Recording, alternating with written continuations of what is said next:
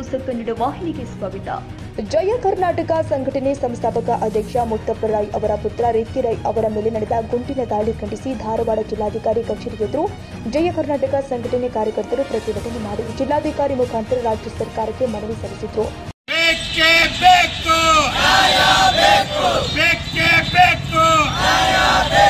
ಕನ್ನಡದ ಕಂದಾನಿ ರಿಕ್ಕಿ ರೈ ಮೇಲೆ ಹಲ್ಲೆ ಮಾಡಿದ ಹಂತಕರನ್ನು ಬಂಧಿಸಿ ಬೇಕೇ ಬೇಕು. ಅಯ್ಯಯ್ಯೋ, ರಿಕ್ಕಿ ರೈ ಅವರನ್ನ ಹತ್ಯೆ ಮಾಡುವ ಉದ್ದೇಶದಿಂದಲೇ ಅವರ ಮೇಲೆ ಗುಂಡಿನ ದಾಳಿ ನಡೆಸಲಾಗಿದೆ. ಸದಾ ಕನ್ನಡಕ್ಕಾಗಿ ಹೋರಾಟ ಮಾಡುವ ರಿಕ್ಕಿ ರೈ ಅವರ ಮೇಲೆ ನಡೆದ ಈ ಗುಂಡಿನ ದಾಳಿ ನಿಜಕ್ಕೂ ಆತಂಕವನ್ನ ಉಂಟು ಮಾಡಿದೆ. ಸರ್ಕಾರ ರಿಕ್ಕಿ ರೈ ಅವರ ಮೇಲೆ ಗುಂಡಿನ ದಾಳಿ ನಡೆಸಿದವರನ್ನ ಕೂಡಲೇ ಬಂಧಿಸಿ ಅವರನ್ನು ಎನ್ಕೌಂಟರ್ ಮಾಡಬೇಕು ಅಂತ ಜಯ ಕರ್ನಾಟಕ ಸಂಘಟನೆ ಕಾರ್ಯಕರ್ತರು ಆಗ್ರಹ ಮಾಡಿದರು.